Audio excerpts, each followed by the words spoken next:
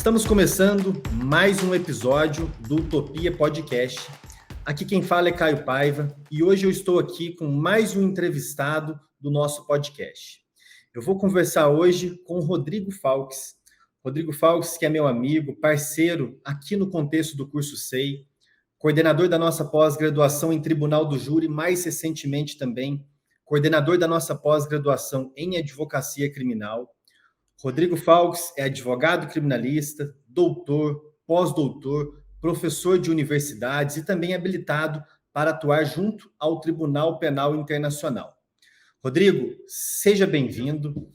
Primeira questão que eu quero te colocar, e você, para fazer uma introdução, basicamente nós vamos conversar aqui hoje sobre assuntos envolvendo o Tribunal do Júri e a advocacia criminal. Mais especificamente sobre o Tribunal do Júri. O Utopia Podcast é um projeto para a gente tentar apresentar assuntos do direito para uma população mais heterogênea, pessoas que não estudaram direito, de diversas áreas, ou pessoas que estão também na graduação e também o público do direito. Eu quero que você explique para a gente, Rodrigo, como que foi a sua formação como advogado criminalista, aquele momento ali que você escolheu, é nesse ramo que eu vou atuar, e também se teve a questão de decidir, não quero saber de concurso, não quero ser juiz, promotor, defensor, delegado, eu quero ser advogado criminalista, ter uma liberdade maior. E também, depois, já nessa mesma pergunta, como que se deu essa sua aproximação com o Tribunal do Júri? Então tá, primeiramente gostaria de agradecer o convite do professor Caio Paiva, é uma grata satisfação participar desse podcast que tem muitas informações bacanas. Eu ouvi, eu acho que já 2 episódios e adorei, achei sensacional, então é uma grata satisfação ter sido convidado, poder falar com o professor Caio, poder falar e discutir aqui com os ouvintes. Então, muito obrigado pelo convite e parabéns pela essa iniciativa. E já vou passar a responder, então, as suas perguntas. Vamos ver se eu lembro de todas elas. A primeira é como que eu fiquei, como que eu me tornei advogado criminalista, como que foi esse início, né? Sim. Então, assim, eu admito, e é uma coisa assim até um pouco paradoxal, mas eu, na época da faculdade, eu não gostava muito de estudar, não. Sim, eu gostava mais de estagiar. Então, desde o primeiro período, eu estagiava. Mas eu estagiava numa parte civil, até que quando eu estava no terceiro período, veio um convite para poder auxiliar alguns advogados de fora num tribunal do júri, um julgamento que eles teriam por causa do advogado que eu trabalhava, e daí ele veio esse convite. E eu sempre gostei da parte de direito penal, achava mais interessante, por mais que eu não fosse muito bem nas notas e tal, mas era interessante. Inclusive, meu primeiro professor de direito penal foi o Fábio Guarani, que é promotor aqui, hoje é procurador de justiça, né? E ele me deu uma nota assim próxima de 0, e eu fiquei chateado, mas tudo bem. Então eu comecei assim. Daí, quando eu fiz o júri, quando eu estava no júri, que já foi quando casou o interesse, daí eu me apaixonei pelo Tribunal do Júri. Naquele julgamento, se não me engano, foi 6 de fevereiro de 2004, quase 19 anos atrás.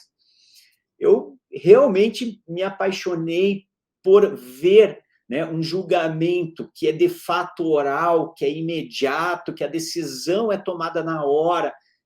Basicamente aquilo que a gente vê nos filmes, nas séries, e realmente para mim foi uma mudança, ver aquela disputa entre a liberdade, a acusação, foi uma mudança. Realmente, ter feito aquele júri foi uma mudança. Foi quando eu efetivamente peguei os meus interesses acadêmicos e direcionei para a parte penal, levei um pouco mais a sério a faculdade, pelo menos relacionada a esse lado, e passei a trabalhar com isso. Então, mesmo na faculdade, eu auxiliava esses advogados, eles gostaram, e eu comecei a ser estagiário relacionado àquilo. E daí, Caio, até para não me alongar muito, mas daí quando eu me formei, um desses advogados, né, que é o professor Hernani, lá de União da Vitória, ele era coordenador de uma faculdade, e ele me pediu para cobrir um professor. Então, eu tinha acabado de me formar, estava na pós-graduação, isso foi em 2007, e eu assumi começar. E realmente também adorei dar aula, e daí, e é uma coisa que eu falo para os meus alunos, né? Nós normalmente tendemos, durante a faculdade, a focar naquilo que a gente gosta, mas depois a gente percebe que para atuar nós precisamos de todo o arcabouço da faculdade. E eu tive que estudar tudo de novo, o curso de Direito, e ir para... até para poder lecionar, nós precisamos ter mais embasamento, né? Então, daí... eu adorei, e daí fui por esse lado, tanto pela parte acadêmica, quanto para o lado da advocacia criminal como um todo. E você não cogitou concursos durante a faculdade e principalmente logo após a faculdade? Engraçado, eu nunca cogitei, nem quando eu estava no decorrer da faculdade. Claro que, num outro momento, talvez eu tenha pensado assim, será que eu faço um concurso para delegado? Porque era da parte mais criminal, né? Mas eu nunca gostei. Quando eu comecei a atuar no júri como estagiário, eu já percebi que o que eu gostava de defender eram, que eu falo, né? São as liberdades. Eu sempre vi que a acusação sempre veio com um certo excesso. Ou, claro, há alguma acusação que é até sem embasamento, uma acusação que eu considero falsa, né? O sujeito ou cometeu por legítima defesa, ou não foi ele que cometeu, mas quando foi ele, com excesso, e eu sempre gostei disso, de defender o cidadão acusado. Então, eu nunca tive interesse nem de ser promotor, muito menos juiz, por mais que minha avó sempre falasse assim, não, juiz é uma... Quando que você vai ser juiz? Quando você vai, né, ser até promovido para juiz? Eu falo, não, vó, eu não quero ser juiz. Ela, mas o fulano de tal, neto de não sei quem é juiz. Eu falo, porra, que bom para ele, eu não. Eu não quero ser juiz. Então, nunca tive esse interesse, por mais que eu respeite, tenho amigos, acho interessante você ter essa segurança, principalmente, né, para quem gosta dessa segurança. E a advocacia, Caio, eu costumo falar, né, o pessoal pergunta, tá, mas você se arrepende? Porque hoje poderia estar num nível mais alto. A advocacia ela é mais demorada do que essas carreiras, né, para você conseguir ter retorno financeiro, principalmente para aqueles que não têm um suporte, não têm um pai, um avô, alguma coisa assim que seja da área.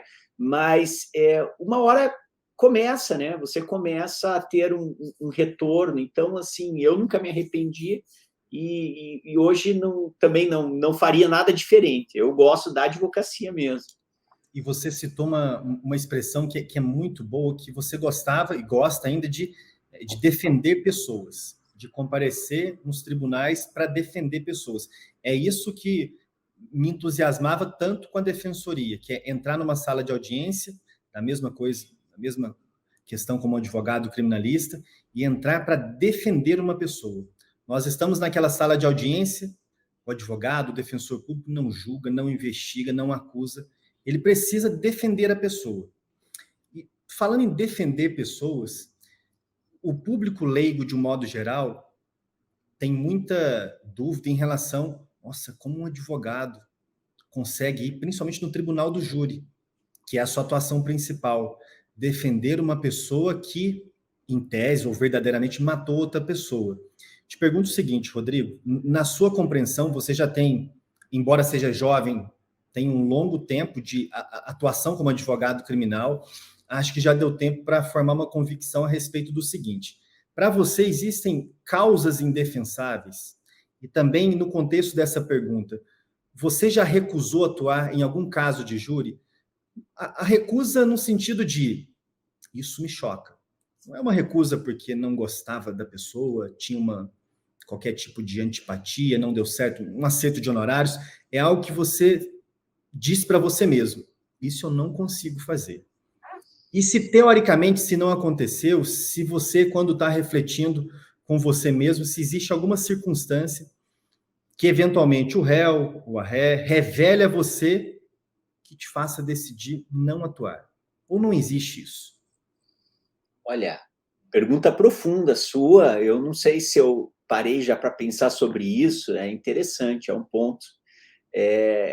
Olha, assim, eu nunca tive nenhum caso que eu recusei pela gravidade do crime. Eu já defendi alguns casos, assim, bem graves, tá? Mas não pela gravidade.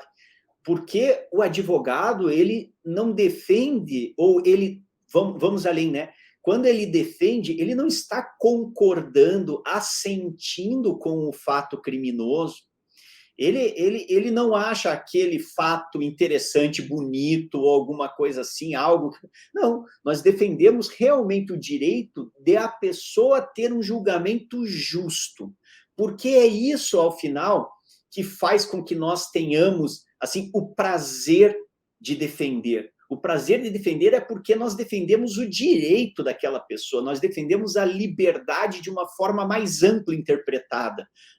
O direito de que aquela pessoa vai chegar ao final do julgamento e nós vamos ter ajudado ela a ter uma resposta adequada em face daquela situação que ela cometeu ou não. Então, mesmo aqueles que vêm com um fato e eles dizem, não, realmente fui eu que cometi, ele sabe que nós vamos fazer o possível para que o julgamento seja justo e a resposta seja adequada. Então, o que eu percebo? O cliente que vem e que ele é acusado e ele realmente cometeu aquele delito, se ao final ele é condenado, ele sabe que ele é condenado, e que ele vai cumprir algo que é justo ou que é adequado a partir de então.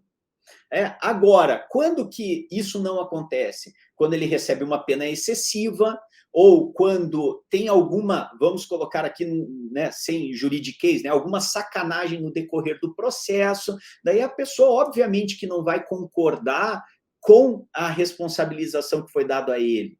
Então, quando o sujeito vem e ele é realmente o responsável pelo crime, nós vamos buscar um julgamento justo. Às vezes, mesmo para aquele culpado, o julgamento justo é a absolvição dele. Por quê? Porque o Estado ou errou no decorrer da investigação, da acusação, descumpriu diversas normativas processuais, constitucionais, em relação a ele, ou não conseguiu cumprir, chegar no estándar probatório necessário para que ele seja condenado. Porque isso eu acho que é importante a gente dizer, o Estado ele tem um ônus, ele tem uma obrigação de chegar a um determinado nível, de apresentar as provas, e para ele apresentar as provas, ele tem que levar a sério a acusação que ele está fazendo. Então, não basta que o acusado seja culpado. Além dele ser culpado, o Estado tem que fazer com a parte dele de comprovar. Porque, ao final, nós precisamos, como sociedade, minimizar a possibilidade de alguém que seja inocente ser considerado culpado, né?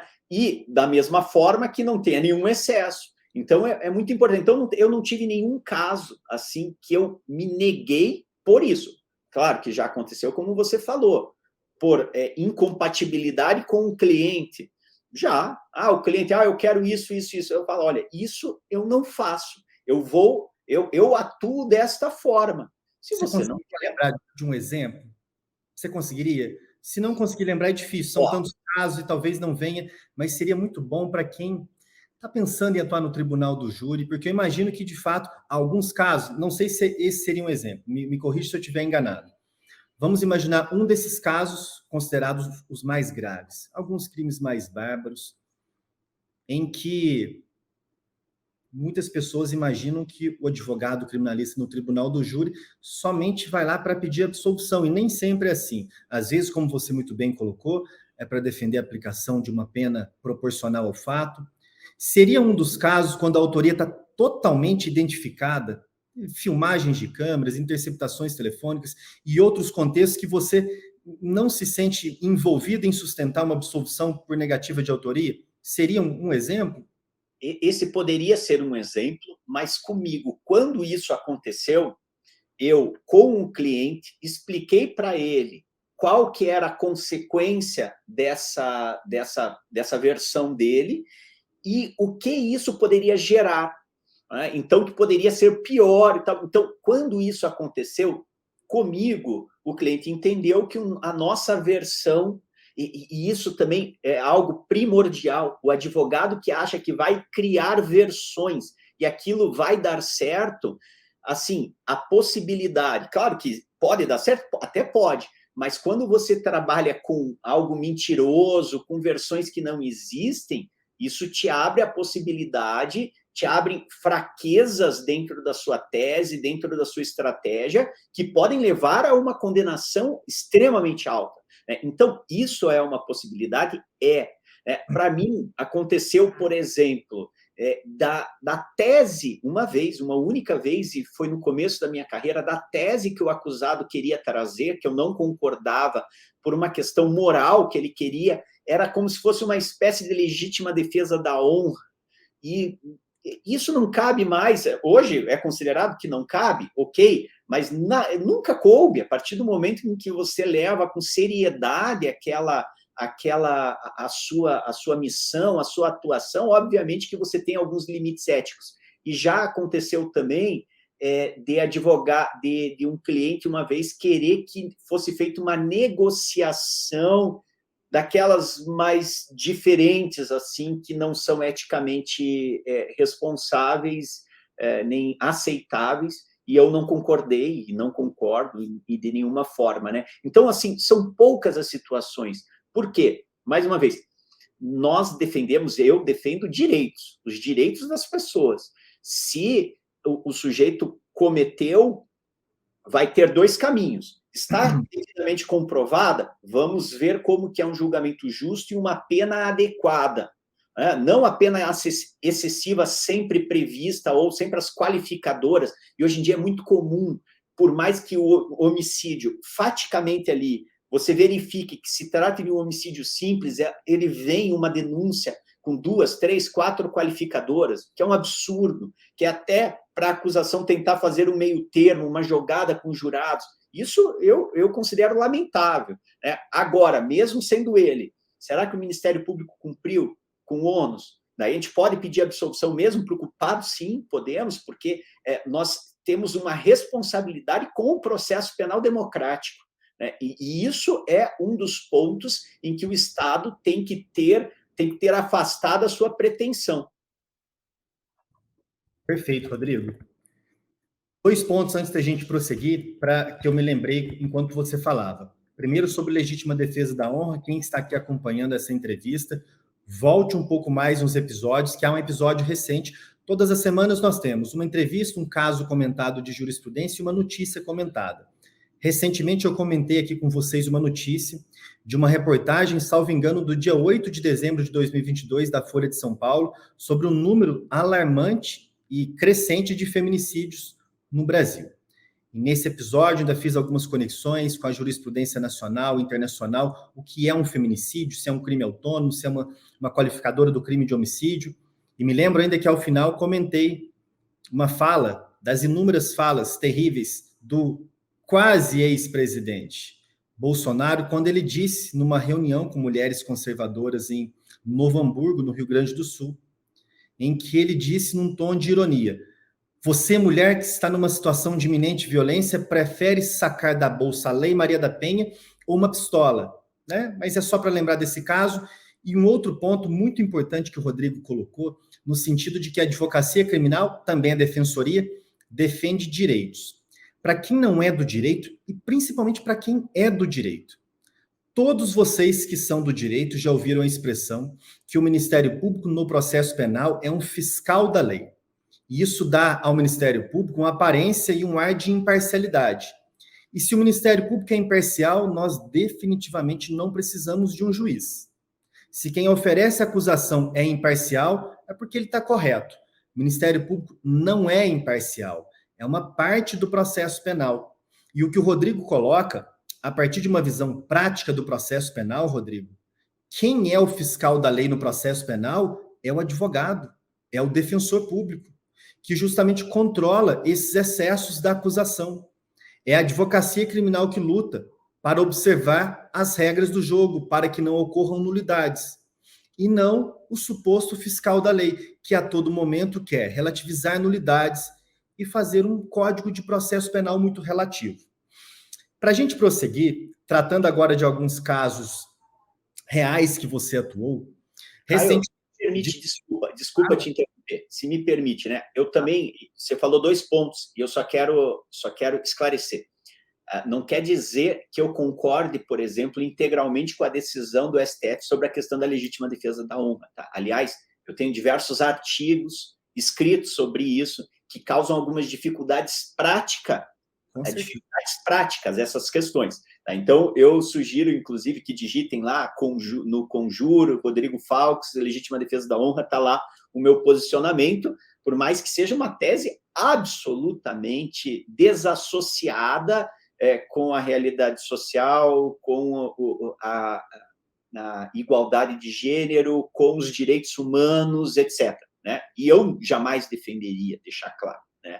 E a questão do Ministério Público ser parte, eu concordo totalmente. O Ministério Público no processo penal é parte, e ele tem uma função no processo penal muito clara, que é a função de exercer a acusação.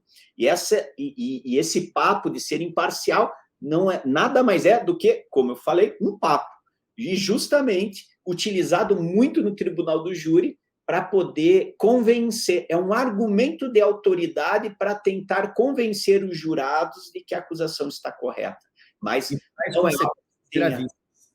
isso é um absurdo. Não apenas nos debates do júri, como outro ponto que eu quero tratar mais à frente com você, da questão da estrutura cênica das salas de audiência. Perfeito. E, muito bem lembrado, a questão da legítima defesa da honra. Nesse episódio recente de feminicídio, eu também coloquei ao final que é uma tese chocante, para dizer o mínimo, absurda, mas a proibição de uma tese é muito, muito mesmo problemática. Seja como for, é uma decisão que, correta ou equivocada, está no sentido de corrigir algo que foi sustentado durante muitos anos. Você já atuou em vários casos que ficaram nacionalmente conhecidos, e um caso que eu queria que você comentasse, como já foi julgado, você tem mais liberdade para comentar agora, que é o caso da ex-deputada Flor de Lis. Infelizmente, esse podcast não é patrocinado pela Amazon nem pela Globoplay. Fica a dica aí para a Viviane, que me acompanha e me ajuda aqui no podcast. Quem sabe isso não ocorra muito em breve. Mas tem, né, Rodrigo, uma minissérie tanto na Amazon como na Globoplay sobre o caso da Flor de Lis, correto? São certo. Duas. Na Globoplay e na HBO. Na HBO, perfeito. Bom, o caso em si, todos conhecem. Uma ex-deputada que foi processada e agora recentemente condenada pelo envolvimento na morte do seu marido. Durante esse contexto do plenário, a gente falou várias vezes que foi no contexto do lançamento de alguns cursos de pós-graduação, eu pude ver o seu envolvimento pleno nesse julgamento, uma sessão que foi muito demorada também, muito desgastante, mas se você conseguir conduzir uma linha do tempo objetiva, e no final, como eu vi que você ainda recorreu da decisão, ainda pretende reformá-la, o que mais fez você discordar ao final do julgamento?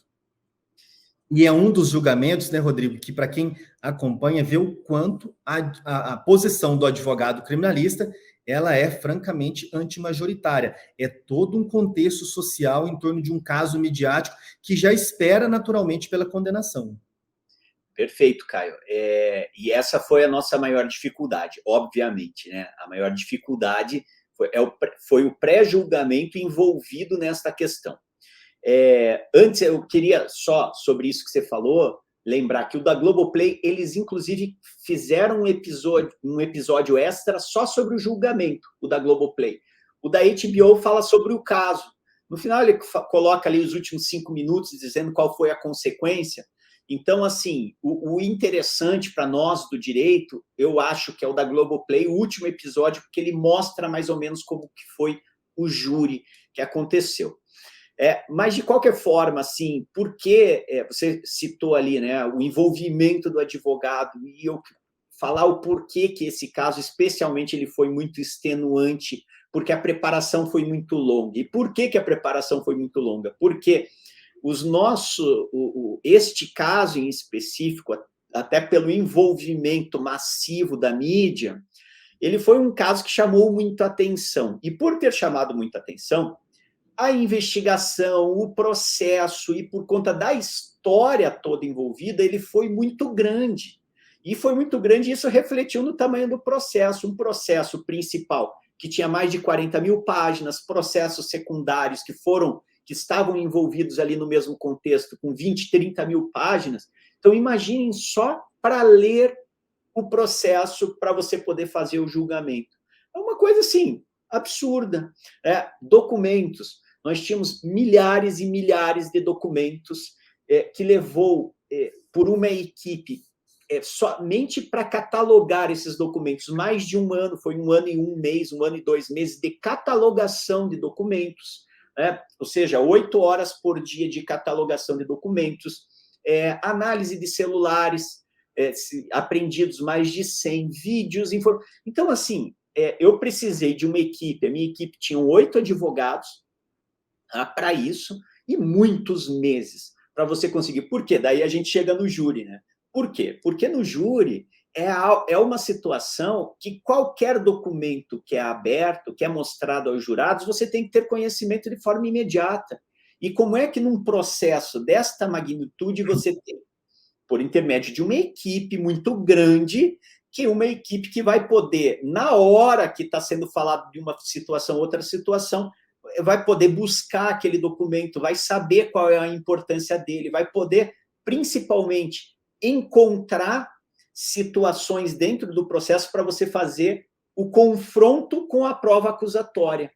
E daí aqui que está a grande dificuldade. Então, por isso, foi um processo assim muito extenuante, porque nós tivemos que fazer uma preparação muito grande. Sem contar que nesse nós conseguimos, inclusive, fazer aqui algumas estratégias do direito norte-americano, como, por exemplo, a estratégia do mock trial, que é uma simulação de julgamento. Antes a gente conseguimos cientificamente analisar a viabilidade de certos argumentos, e até a testagem de certos argumentos. E tudo isso para chegar ao final, que foi o que aconteceu, e nós tivemos um resultado excepcional. E por que eu digo que é um resultado excepcional? Nós defendíamos a Flor de Lis, a Rayane, que é a neta, a Marzi, que é filha, e o André, que era filho. Eles foram os únicos de todo o processo de 11 acusados que foram absolvidos. Então, isso foi excepcional. A imprensa toda que cobria, desde o início, não acreditava nisso e foram absolvidos. E a Flor de Lis, ela foi condenada por 4-3, que é um resultado que, na minha visão e de tudo que eu defendo desde a época da faculdade, que o meu TCC foi sobre isso, é algo que é absurdo dentro do nosso ordenamento. Nós termos um conselho de sentença que não é unânime, um conselho de sentença que traz na própria solução uma dúvida mais do que razoável, porque 4-3, isso aqui não é certeza da responsabilidade de ninguém, da culpa de ninguém. Então, 4-3 é uma baita de uma dúvida, e mesmo assim, no nosso ordenamento jurídico, a pessoa é condenada.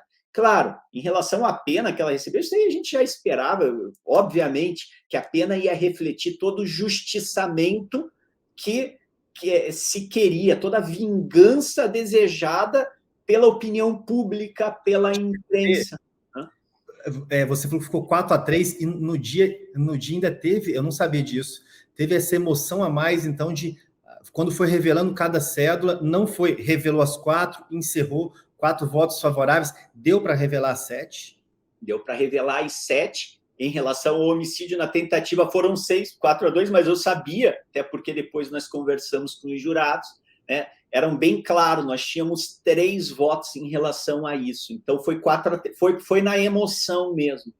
Então, assim, algo que, para a gente, refletiu todo o trabalho que foi realizado, né? Porque ninguém esperava, os outros advogados que conversávamos, mais experientes, pessoal do Rio de Janeiro, todo mundo achava que ia ser, né, uma unanimidade por conta disso que você falou, cara. É o pré-julgamento da sociedade que foi influenciada por uma mídia que cobriu de forma absolutamente parcial a história de vida dela, que era uma história de vida que tinha até já virado filme, com atores globais, porque é uma história muito bonita, a história dela, que era até então.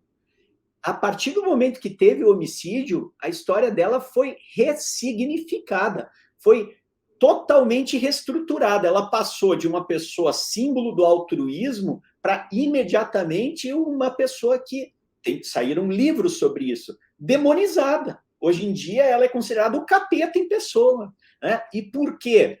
Porque a imprensa comprou a hipótese acusatória de forma sem pestanejar, que é algo que nós sabemos que acontece, que aconteceu aqui na história recente, inclusive política, a partir do momento em que a mídia compra a hipótese acusatória, que normalmente é isso que acontece, vem não é nem o promotor, é antes, é desde a investigação, já chega o delegado para a imprensa e fala, o que aconteceu foi isso, isso e isso, pronto. Desde então, desde o início, é o que vai levar a linha até o final. Né? E claro que depois o promotor confirma, e a defesa não tem muito o que fazer. Nós fizemos uma estratégia de mídia que foi dando certo. Eu assumi o processo na metade, quando já tinha a decisão de pronúncia, quando tinha acabado de acontecer a decisão de pronúncia, nós conseguimos alterar um pouco. E depois, no júri, conseguimos apresentar as provas defensivas. Legal, Rodrigo. Antes da gente seguir para um próximo caso interessante que você atuou, nós falávamos anteriormente sobre, você tocou nesse assunto, de quando o Ministério Público sustenta um excesso de qualificadoras ou de circunstâncias ou de fatos em conjunto para fazer aumentar a pena e, com isso, fazer uma espécie de acordo para obter uma vantagem. Eu lembrei e separei aqui só para mencionar para o pessoal que isso já foi discutido no STF e tem um voto do ministro Gilmar Mendes muito interessante em que ele identifica como sendo uma tática de overchange. E para quem quiser anotar, depois fazer uma leitura, é o habeas corpus 161.021 da segunda turma, do dia 14 de dezembro de 2021. E o ministro Gilmar Mendes resumiu da seguinte forma, vou ler para vocês. As táticas de overchange consistem na busca por agregar fatos, crimes e fundamentos claramente desvinculados do objeto do processo ou das provas dos autos para fins de obtenção de uma vantagem processual indevida, tratando-se, portanto, de um excesso acusatório por parte do Ministério Público. Voltando aqui para a nossa conversa, saímos do caso Flor de Lis, vamos para o caso... Você não atuou diretamente na Boate Kiss, né? Só deixa eu te cortar mais uma vez, porque você também me perguntou, eu vou anotando o que você me pergunta, e eu não quero deixar nada sem resposta. Você me perguntou em relação às nulidades, o que poderia vir para cá. Bem lembrado. Então, só rapidamente em relação às nulidades, no decorrer do julgamento, aconteceram no decorrer do julgamento, sim, 18 nulidades. Tá? Então, eu já identifiquei 18. Né? Nós estamos com uma equipe aqui fazendo, porque vai ser um livro, né? Mas tudo bem. No entanto, tem duas assim que foram gravadas, que são muito absolutas, que aconteceram no júri, que são coisas assim absurdas, que não tem como contestar. O primeiro, a acusação utilizou um documento que a defesa não teve acesso e não estava no processo. É a primeira situação. Eles leram todo o documento. Enquanto eles estavam lendo, e daí aqui, aquilo que eu falei no início, como é que você sabe que cada documento está ou não no processo? Você tem que ter uma estrutura. Né? No TPI, olha que interessante, vou fazer um parênteses. Né? No TPI, cada caso, no TPI é obrigado você ter um case manager, que é um administrador do caso. E a responsabilidade do case manager é realmente administrar tudo, inclusive a questão dos documentos de catalogação, para você saber o que está, o que não está. Então, voltando para cá, como no decorrer que eles estavam vendo o documento, nós conseguimos identificar que ele não estava lá. Então, eu fui até a juíza, fiz uma questão de ordem, foi trazido o escrivão da vara, do cartório, ele veio, analisou, viu o documento lá no início, né, a fonte, e percebeu que não foi dado acesso à defesa, e isso ele falou de forma expressa. Eu mandei constar, a juíza rejeitou, porque já estava no quarto, quinto dia de julgamento, mas está lá na ata. E a segunda nulidade, rapidamente, foi que o assistente de acusação, provavelmente por conta de... Nós já estávamos no 7º dia de julgamento, o último dia, inclusive, 23 horas seguidas, sem dormir, sem nada. E ele acabou fazendo uma sustentação que está proibida no nosso Código de Processo Penal, no artigo 478, que é fazer nulidade ao silêncio. E, neste caso, todos os nossos clientes, eles fizeram uso do silêncio parcial. E o assistente de acusação falou por 3 vezes, e na terceira vez eu já me insurgi, quando ele fala que é um absurdo, quem é inocente jamais deixa de responder a pergunta do Ministério Público ou do juiz. A hora que ele falou isso, e está gravado, né? Então a gente tem em vídeo isso. Imediatamente eu fui lá, fiz a questão de ordem, pedi a dissolução do conselho de sentença, a juíza negou mais uma vez, porque estávamos no 7º dia, mas não tem como fugir disso, né, Caio? É uma situação absurda que contraria a própria normativa de forma expressa. E conecta com aquilo que falamos anteriormente. Quem é o fiscal da lei? O crime é uma corrupção da lei. O processo penal não pode corromper a lei também. E aí, depois que um julgamento desse, que demora vários dias, é anulado, acontece toda uma comoção, uma situação de impunidade. Algo que os tribunais superiores, vez por outra, têm chamado a atenção. A forma de evitar a nulidade é não praticando a nulidade. E falando em nulidade, Rodrigo, recentemente também tivemos a anulação do caso da Boate Kiss. Você não atuou diretamente no plenário do júri, mas atuou depois junto à Comissão Interamericana com o Jader Marques. Foi isso? Eu fui chamado para essa situação específica da Comissão Interamericana, exatamente. Perfeito. Fazendo uma conexão, então, do que vocês buscam no caso da Flor de Lis com o caso da Boate Kiss, como explicar depois? A gente, de alguma forma, já tem explicado aqui. Mas você se recorda, pelo menos no caso da Boate Kiss, foram várias nulidades, que eu me recordo que pelo menos foram sustentadas.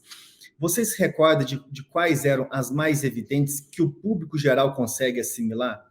Para saber por que um caso como aquele, gravíssimo, claramente não precisa nem conhecer os autos para ter uma convicção de que não foi um homicídio intencional, que não dá para assumir o risco de matar tantas pessoas num contexto como aquele, de um funcionário da banda, enfim, um caso muito problemático.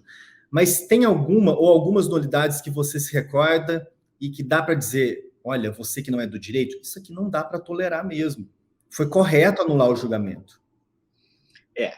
Então, o que no caso da Boate Kiss, pelo que eu lembro, teve algumas nulidades que também foram bastante claras. Primeiro é a questão do sorteio de jurados, se não me engano foi reconhecido, né? A questão do sorteio de jurados, que não cumpriu o prazo previsto na lei. Então, foram chamados jurados, inclusive, posteriormente, aquilo que daria tempo para a defesa analisar dos jurados. Então, só para quem não é do direito, né? Antes do julgamento, nós recebemos uma lista de jurados. Por que nós recebemos uma lista de jurados? Porque a seleção dos jurados é importante para que tenhamos noção, para que possamos perguntar se o jurado, eventualmente, ele tem algum preconceito, ou ele tem algum interesse com aquela causa, ou ele já participou de algum julgamento relacionado àquilo. É muito importante, por exemplo, o caso da Boate Kiss, em que você tem uma quantidade de vítimas muito grandes, que você saiba, eventualmente, se os jurados não têm alguma amizade com alguém que foi vítima, ou com algum familiar, ou algo assim. Então, é muito importante que os jurados sejam selecionados e que essa seleção não só reflita a sociedade, mas que possam também entregar um julgamento justo, um julgamento imparcial. E lá naquele caso da Boate Kiss, se não me engano, teve jurados escolhidos que não foram nem dada a listagem para os advogados, que foram poucos dias antes do júri. Então, obviamente, que isso é uma nulidade que impede que a defesa seja exercida. Isso é muito importante. Outras questões também foram relacionadas à paridade de armas. A acusação tinha muito mais acesso do que a defesa. Então, foram diversas situações que aconteceram também no decorrer do julgamento, por exemplo, nulidades que, como eu comentei uma agora, conversas do juiz com o próprio conselho de sentença a portas fechadas, situações que não podem acontecer. Então, por que às vezes nós temos essa percepção, principalmente a comunidade, né? A opinião pública tem essa impressão, essa geração de impunidade por conta dessas nulidades, essas anulações? É porque o Estado não conseguiu cumprir adequadamente as regras do jogo. Veja, nós temos que pensar tudo como se fosse um jogo. Só que esse jogo, por exemplo, do futebol, precisa ser justo. Então, tem um árbitro. O árbitro ele tem que propiciar que as duas partes, acusação e defesa, o time A e o time B, tenham iguais condições para exercer as suas funções. A partir do momento em que essas normas são violadas e você dá preferência para um dos lados, obviamente que esse jogo deixa de ser justo, esse jogo deixa de ser imparcial. E por isso que aconteceu essa anulação devida no caso da Boate Kiss, já pelo Tribunal de Justiça. E é por isso que eu espero que os desembargadores do Tribunal de Justiça do Rio de Janeiro, ou se não for, os ministros do STJ, também garantam um direito justo à Flor de Lis. Ou seja, não é porque a opinião pública e principalmente a imprensa demonizou alguém que esta pessoa deixa de ter os seus direitos válidos, ou ela perde a sua condição de sujeito de direitos. Isso é absolutamente ilegal, inconstitucional e viola os preceitos convencionais. O advogado criminalista, quem está acompanhando o nosso podcast, já percebeu que no tribunal do júri ele defende o réu, defende quem foi acusado de cometer um crime intencional contra a vida. Mas é possível também que o advogado criminalista atue como assistente da acusação, que atue do lado do Ministério Público buscando a condenação do réu.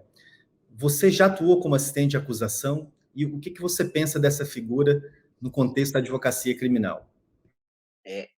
Bom, Caio, boa pergunta. Eu acho que é um pouco também... Eu admito, eu já atuei como assistente de acusação, tá? Em algumas sessões.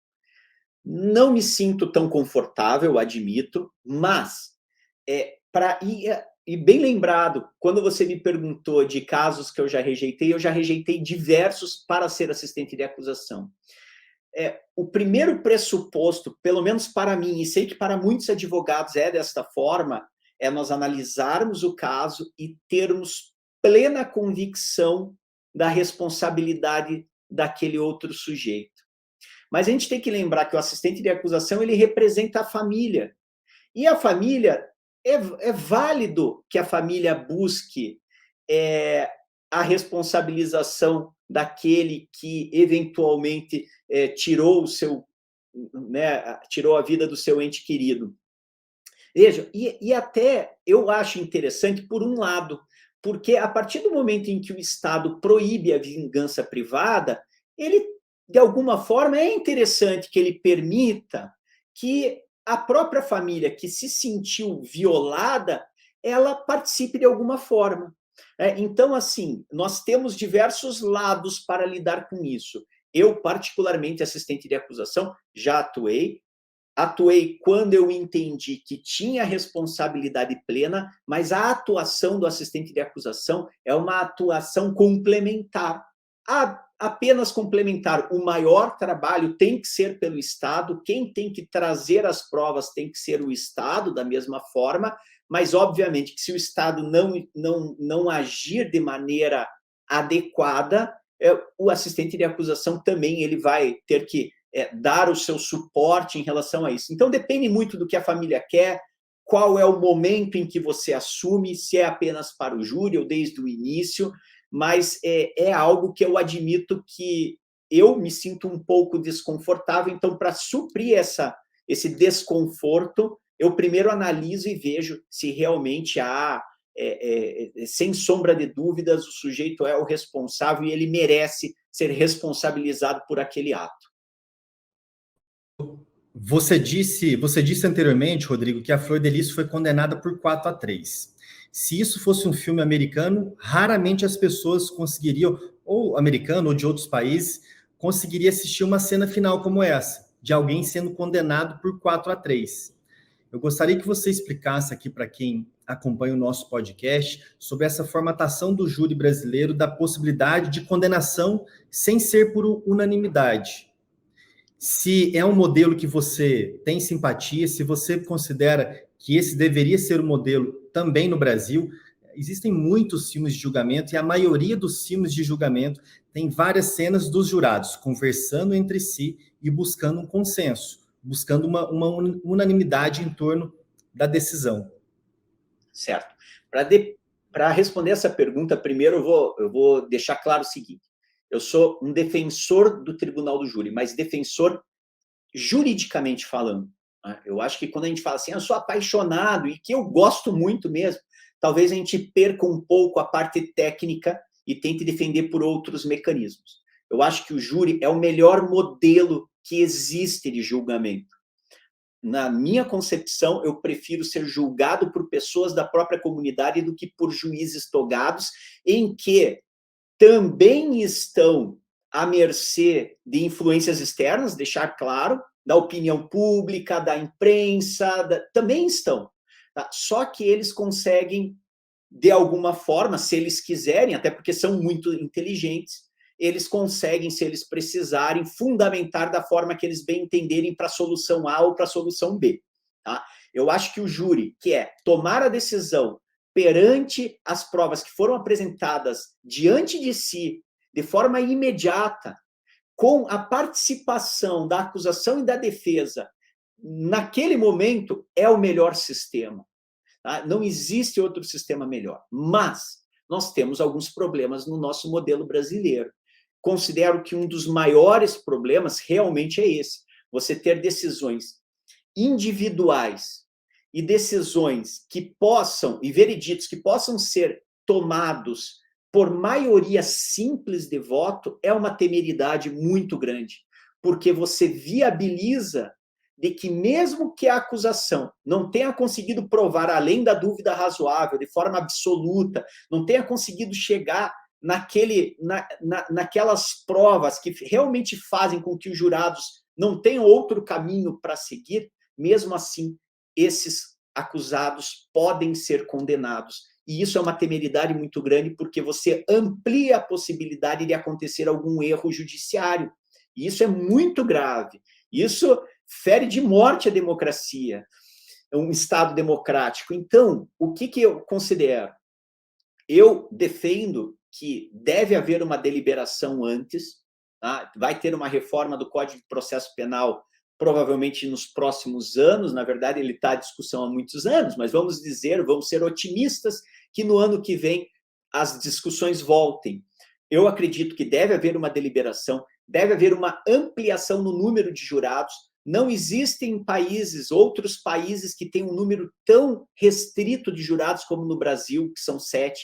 Eu acho que o melhor modelo é o norte-americano, o argentino, que são 12 jurados e que eles deliberam no sentido de que eles vão discutir. E quando você discute, você obrigatoriamente tem que analisar a prova para você ter uma discussão. Você tem que falar, olha, mas fulano de tal disse aquilo, olha, mas tem aquela prova, olha, mas isso é próprio de uma discussão democrática.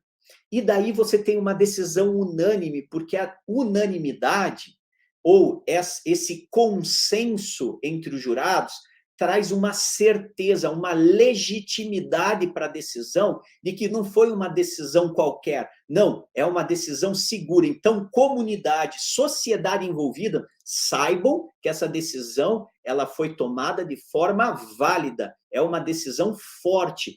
E por isso que eu acho que o nosso modelo ele tem um problema aqui. Porque você permitir decisões de 4-3 ou mesmo decisões de 5-2, não, pera lá, significa que mesmo após o Estado ter apresentado todas as provas, ainda assim, 2 pessoas num total de 7, que é quase 30%, ainda ficou em dúvida? Eu estou falando de 2, né? De 3 a gente passa para 40.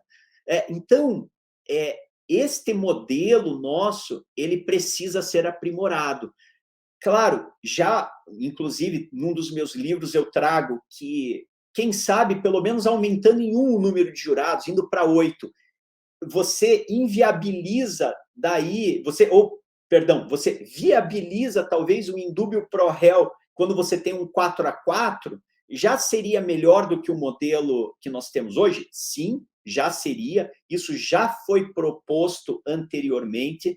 Num determinado momento, o Senado retirou, talvez traga novamente, mas ainda assim, mesmo se nós precisarmos de 5-3, não sei se é o mais adequado para uma decisão tão importante para a sociedade, que é uma decisão num crime de homicídio.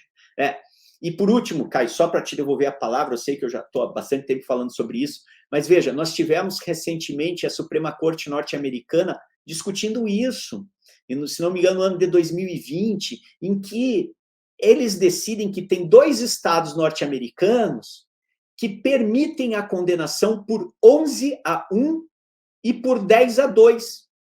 E a Suprema Corte norte-americana fala, negativo. Em processos criminais, apenas a unanimidade tem o caráter necessário para você trazer um julgamento que proteja as garantias constitucionais do cidadão. Então, a Suprema Corte norte-americana proibiu vereditos de 11-1 de condenação ou de 10-2. Ou seja, lá nos Estados Unidos, se um jurado bate o pé, um só, de 12, eles têm aquilo que a gente chama de hung jury, ou depois é determinado mistrial, que é, ou o Estado vai ter que acusar novamente e trazer outras provas, ou o acusado, em alguns estados, é considerado inocente. Né? Então, isso é algo que nós precisávamos refletir para aprimorar o nosso modelo de decisão. E você que nos acompanha aqui, sendo ou não do direito, mas especialmente do direito, é absolutamente imprescindível acompanhar a coluna sobre Tribunal do Júri do Rodrigo, junto com Daniel Avelar. Tem outros participantes também, né? Denis Sampaio, a Lara, outros professores. Inclusive, em um episódio recente, que eu comentei um caso da Comissão Interamericana. Comentei o caso William Andrews contra os Estados Unidos, e eu lembro de indicar, uma das indicações foi um texto seu com o Daniel, sobre a predisposição racial na composição no Tribunal do Júri. Indiquei também o filme Tempo de Matar, em que isso é discutido, um corpo de jurados 100% composto por pessoas brancas, e que eu me lembro de ver nesse texto de vocês que é algo que faz pouco tempo que teve uma jurisprudência muito relevante da Suprema Corte dos Estados Unidos. E nas pesquisas do Rodrigo com o Daniel, tanto no livro como também na coluna do Conjur, há vários diálogos com a jurisprudência da Suprema Corte dos Estados Unidos. E o Brasil, que tanto importou mecanismos de justiça criminal dos Estados Unidos de potencializar o poder punitivo. E não importa esse que, de alguma forma, freia ou coloca mais limites ao poder punitivo. Rodrigo, avançando aqui um pouco já mais para o final, tem um assunto que está sendo debatido nesse momento no STF, que diz respeito à possibilidade da execução imediata da pena superior a 15 anos, após o julgamento pelo Tribunal do Júri. A Flor de Lis já estava presa ou foi presa no dia da sessão? Não, ela já estava presa. Já estava presa. O mandato dela foi cassado pela Câmara dos Deputados, 2 dias depois ela foi presa. Ela já estava presa antes do julgamento durante quanto tempo? um ano e pouco. Ela foi presa dia 13 de agosto, se não me engano, o júri aconteceu agora, então deu 1 ano e 4 meses, alguma coisa assim. E o fundamento, basicamente, era para garantir a instrução criminal, possível coerção de testemunha? Esse era o fundamento? É, é aquela garantia da ordem pública que serve para qualquer coisa, que você coloca... Qual foi a ordem pública mesmo, assim, em relação ao crime? A ordem pública, não, era por tudo, mas assim, absolutamente carente de provas, mas não vou nem entrar nessa esfera. Mas tinham os fundamentos, mas uma das questões que ela continuou presa foi isso, foi o artigo 492, como você está falando. Perfeito. Então, quem é do direito já conhece a discussão. Quem não é do direito, geralmente tem, de fato, a sensação. Nossa, a pessoa foi condenada no júri e saiu em liberdade. Isso talvez ofende o senso de justiça que muitas pessoas possuem. Mas a gente tem falado durante todo momento nesse episódio do nosso podcast o quanto é relevante desconfiar um pouco da própria justiça. E uma forma de desconfiar da própria justiça é garantindo o direito ao recurso, pelo menos um recurso. A chamada dupla conformidade de uma sentença condenatória, pelo menos confirmar uma sentença condenatória. É justamente isso que nós temos ainda no Brasil. Nós temos ainda no Brasil, mas agora está sendo discutido no STF, a partir de uma alteração no Código de Processo Penal pela chamada Lei Anticrime. Em resumo, discutiu-se e o Congresso Nacional aprovou que quando o juiz, presidente do júri, aplica uma pena superior a 15 anos, ele não precisa fundamentar. Ele não precisa colocar que o crime abala a ordem pública, ele não precisa colocar que o réu ameaça testemunhas ou que pode fugir. Ele automaticamente determinará a prisão. Antes de perguntar a opinião do Rodrigo, que eu já sei em linhas gerais, eu considero por vários motivos equivocado, e o motivo mais simples que eu considero, Rodrigo, é que essa previsão normativa favorece uma manipulação da dosimetria da pena. O juiz que fixaria 13, 14 anos, ele vai colocar 15 anos só para não precisar motivar. E você que nos acompanha, que tem aquele senso justificado de justiça, de imaginar, a pessoa não pode sair presa, ela pode sair presa, desde que o juiz fundamente. Correto ou errado, o juiz tem que fundamentar. A pessoa pode ser presa após a primeira instância, após a segunda instância, desde que ela ofereça algum tipo de risco para a sociedade ou para o processo penal. Em resumo, eu já sei que você é contrário, mas o que mais te deixa indignado em relação a essa solução legislativa? Caio, e você veja que agora casa com tudo que a gente já conversou, né? E você comentou, um pouquinho antes, você comentou assim, a gente importa tanta coisa, mas normalmente para o meio repressivo. Mas nós não importamos aquilo que importa, que deveria importar, que é a proteção das liberdades e dos direitos. Então, vejam que interessante. Provavelmente, um dos fundamentos que o STF, pelo menos os ministros que vão entender pela constitucionalidade do 492, da execução imediata da pena, eles vão falar, olha, lá nos Estados Unidos, o sujeito é condenado e ele vai obrigatoriamente na hora preso, né? Ou tem uma fiança especial, etc., se ele for aguardar em liberdade a pena, porque lá, às vezes, depois do júri, umas semanas depois se apresenta a pena, não é na hora a pena, né? E você veja, mas eles querem colocar o modelo repressivo, mas sem dar as garantias. O que eu posso responder? Tudo bem, me põe um júri com 12 pessoas aqui, você precisa 12 pessoas para condenar alguém, e depois você pode imediatamente cumprir a pena também. Me dá a garantia do voir dire, por exemplo, que é a fase de selecionamento de jurados, que a gente pode perguntar.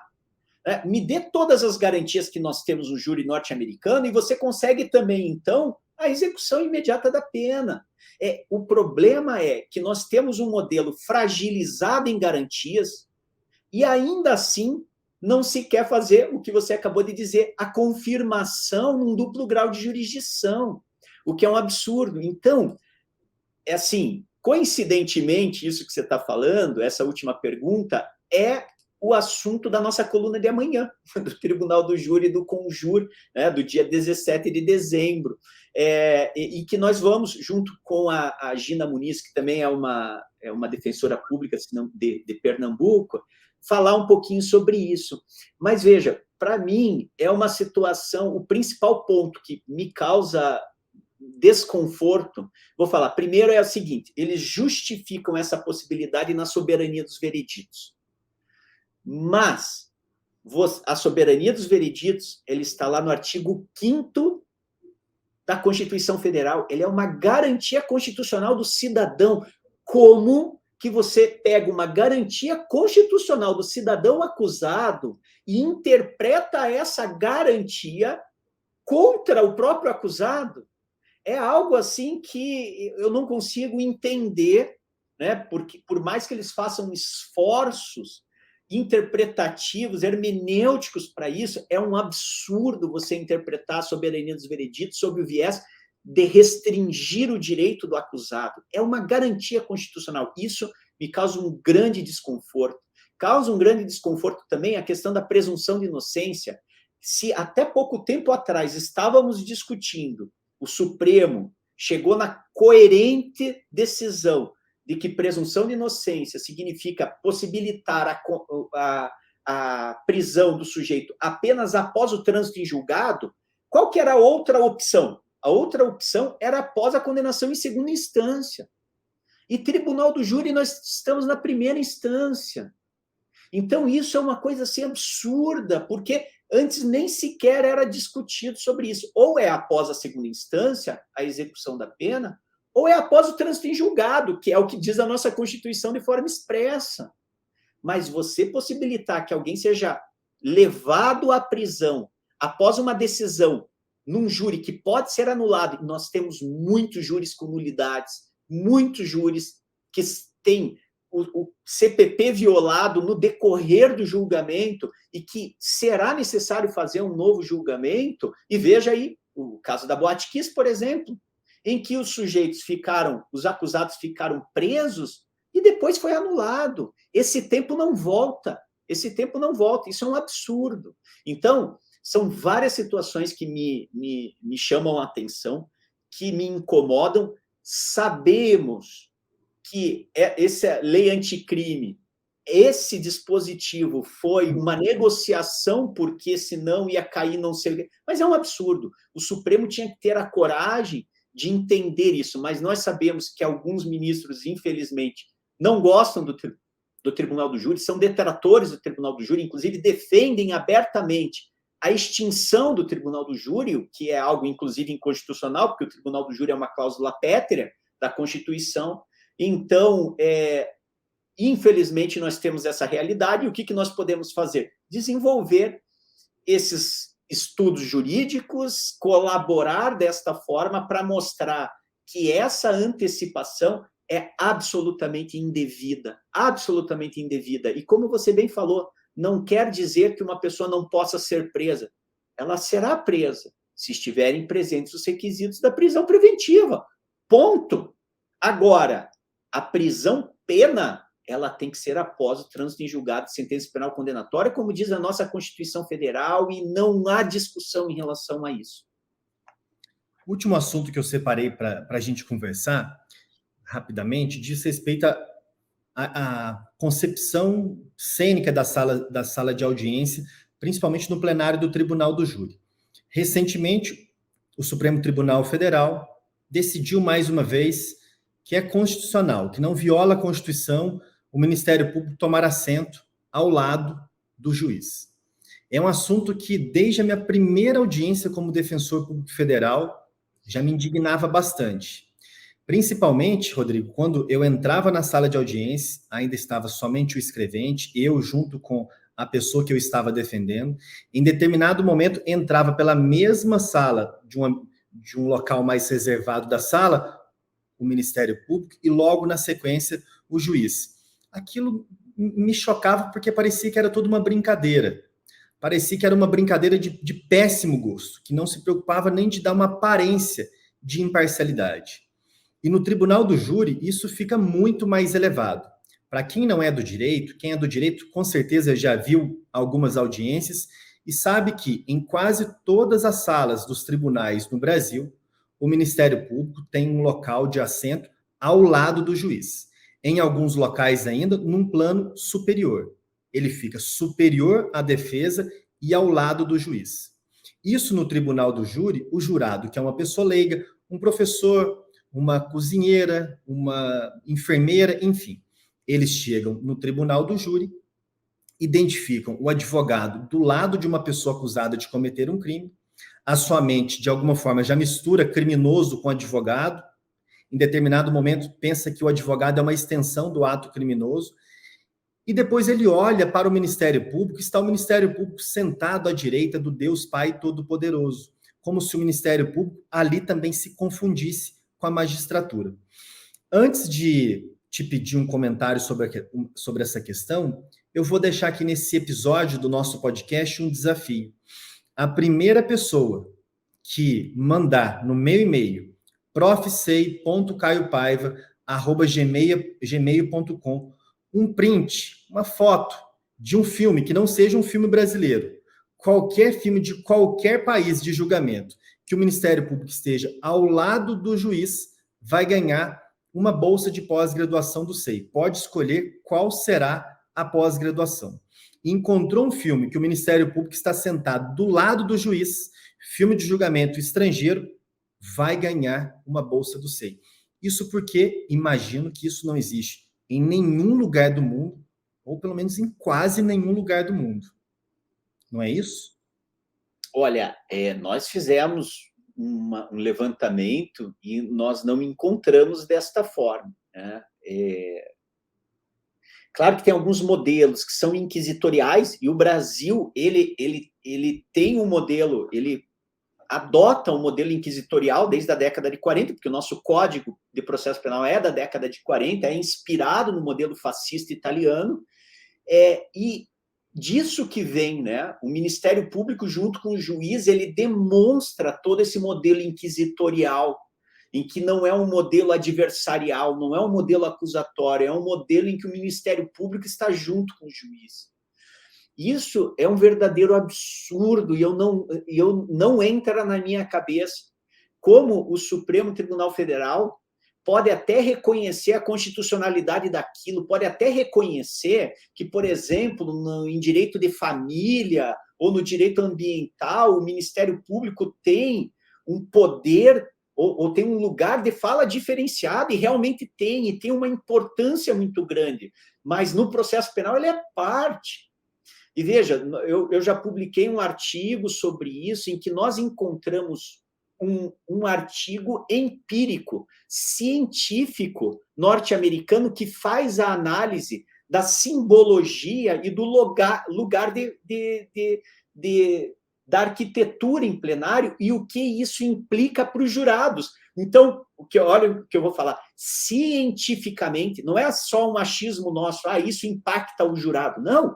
Cientificamente, é comprovado que o lugar em que as pessoas se encontram impacta na decisão dos jurados, porque impacta no modelo de decisão dele. O artigo, até tenho aqui, ele se chama The Dock on Trial, Courtroom Design and the Presumption of Innocence. Tá? É um artigo norte-americano de acesso aberto? Como? Acesso aberto? De 2017, eu acho que é de acesso aberto. Eu te mando depois, cara. Tá? Eu tenho aqui o artigo, e ele comprova isso, ou seja, que o jurado, quando ele faz a sua decisão, quando ele toma a sua decisão, ele faz julgamento baseado em cima da personalidade das pessoas envolvidas e com base no espaço em que ela ocupa. Então, se isso faz parte do modelo, obviamente que um promotor, uma acusação com uma preferência no lugar em que é privilegiado arquitetonicamente, óbvio que isso faz diferença. E olha que interessante, no júri da Flor de Lis, eu fiz uma questão de ordem antes de começar o júri e discorri sobre isso. Por quê? Porque também não tinha decisão do STF ainda. Mas é uma decisão que, a meu ver, faz uma confusão entre o processo penal e o processo civil. Porque no processo penal é inegável que as partes têm que ter a paridade de armas, porque está na nossa Constituição o contraditório, a ampla defesa, o devido processo legal. E a paridade de armas é consequência disso. Então, essa questão, e diversos outros autores também trabalham com isso, é lamentável. É lamentável, inclusive, que, por exemplo, aqui em Curitiba, se tentou alterar e foi negado pelo tribunal num determinado momento, porque o Ministério Público entrou com uma ação revendo isso. Mas, Caio, eu acho que é interessante a gente falar isso. Existem alguns lugares que dá igualdade para as partes. Tá? Por exemplo, Recife. Se você for em Recife a sala, Ministério Público e acusação ficam no mesmo plano. Ou seja, falar que é algo assim, né, igual o STF falou, igual o Ministério Público em vários lugares, eles veem, isso daí não existe. Existe, inclusive, aqui no Brasil, Cascavel, aqui no Paraná. Eu acho que na Justiça Militar também. Na Justiça Militar. Na Paraíba, é assim. Pernambuco. Tá? Ou seja, nós precisamos ter uma consciência acusatória, uma consciência democrática, e quem atua precisa lutar por isso, porque uma hora eles vão ter que rever isso. Então, existe, como eu falei, inclusive, estudo empírico que comprova que o lugar faz diferença no modelo decisório. O professor Geraldo Prado já colocava num livro antigo sobre o sistema acusatório que essa deveria ser uma luta do próprio Ministério Público. Não quero me confundir com a magistratura. Eu sou MP, aquilo é o juiz. Rodrigo, para a gente encerrar e depois na sequência a gente fala dos cursos de pós-graduação.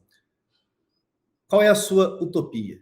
É o título do nosso podcast e a gente sempre encerra cada episódio com essa reflexão mais rápida. Minha utopia, na verdade, é que os julgamentos, eles refletissem um modelo verdadeiramente democrático. Eu acho que essa é minha utopia, né, se eu pudesse falar. Eu gostaria muito que o modelo brasileiro fosse aprimorado de tribunal do júri para que realmente nós não tivéssemos possibilidade, e por isso eu acho que é uma grande utopia, de erros judiciários, que isso afeta a gente como defensor, mas afeta também a sociedade. Eu acho que ninguém concorda aqui em injustiças, com injustiças. Só que esse modelo que nós temos hoje, ele possibilita que essas injustiças aconteçam. Então, minha utopia é que nós tivéssemos um modelo verdadeiramente democrático no Brasil. Perfeito. Para a gente encerrar, novamente, muitíssimo obrigado. Foi excepcional, foi muito bom, uma grande aula sobre vários assuntos importantes do Tribunal do Júri. Eu queria que agora, ao final, Rodrigo, você comentasse para quem nos acompanha sobre 2 cursos de pós-graduação que nós temos aqui no SEI, uma parceria do SEI, do qual eu sou coordenador geral, com o professor Rodrigo Falques, juntamente com o auxílio da Priscila, esposa do professor Rodrigo, e também do Tiago Minagê, especificamente na pós de advocacia criminal. São 2 cursos de pós-graduação, um em tribunal do júri, outro em advocacia criminal. Se você puder dar uma rápida dimensão do corpo docente, da importância, é uma pós 100% online e que ambas estão nesse momento, dezembro de 2022, com as inscrições abertas. Então, primeiro, eu queria agradecer o convite mais uma vez, Caio. Foi uma grande alegria poder compartilhar um pouquinho dos nossos pensamentos, daquilo que nós estudamos, daquilo que vivenciamos na advocacia. Muito obrigado por esse espaço, bem legal a sua iniciativa, o podcast está de parabéns, então eu agradeço. Em segundo, sobre as pós-graduações, olha, nós temos tido assim, feedbacks sensacionais, né? A primeira turma do Tribunal do Júri, então, o pessoal está amando, né? Adoram e participam de tudo que nós colocamos e participam ativamente. A grande maioria são advogados que atuam, inclusive, no Tribunal do Júri e conseguem pegar aquelas nossas aulas sobre processo, sobre direito penal, sobre a parte da psicologia e tudo mais, e colocar na prática. Então, eles estão sim, e eu recebo todos os dias mensagens relacionadas a isso de agradecimento. Então, a pós do Tribunal do Júri é uma pós excepcional, isso eu posso dizer e confirmar, e quem quiser, veja com qualquer um dos nossos 250 alunos, duvido que tenha um só que não goste da pós. Tem um corpo docente excepcional também, e são 360 horas voltadas ao Tribunal do Júri. Então, a parte de direito penal, a parte de processo penal, a parte de psicologia, a parte de medicina legal, tudo que é relacionado a júri está lá nessa pós-graduação. Então, é um modelo único e é um modelo que deu certo. Isso eu posso falar, um modelo assim que realmente a gente tem uma comunidade que junto nós discutimos, quem tem alguma dúvida, nós fazemos aulas especiais que nem estão programadas, que o pessoal pode tirar dúvidas também, trazer casos práticos. Então, é uma grande alegria esse curso de Tribunal do Júri. Como você falou, com o auxílio da Priscila Cavalli, responsável acadêmica. E a pós-graduação em Advocacia Criminal está começando agora. E está começando agora, é uma parceria com a Abracrim, Associação Brasileira dos Advogados Criminalistas, com a coordenação do professor Tiago Minagé, e também, assim, eu acho que é a primeira pós que a gente consegue ter uma igualdade de advocacia criminal, que a gente consegue ter uma igualdade plena de professores e professoras, e são os melhores professores, advogados criminais do Brasil, simples assim, e até do exterior, porque nós temos alguns de fora também. Então, está excepcional, são 24 professoras, 23 professores, e aborda de forma prática todas as questões da advocacia criminal. Então, direito penal, processo penal e as advocacias em si. Então, a parte de penal econômico, de penal ambiental, de penal relacionado aos menores infratores, a parte tem um módulo específico, junto com a Isabela Borges, que ela coordena, que é o módulo de violência de gênero, em que nós trazemos vários aspectos relacionados a isso. Então, tem de tudo, isso está muito legal. Você, Caio, com a parte do Sistema Interamericano de Direitos Humanos, então está uma pós assim, excepcional. Então, a Priscila também também é responsável acadêmica, e realmente tem tido muitos elogios. Perfeito, Rodrigo. Esse foi mais um episódio do Utopia Podcast. Um abraço e até o nosso próximo episódio.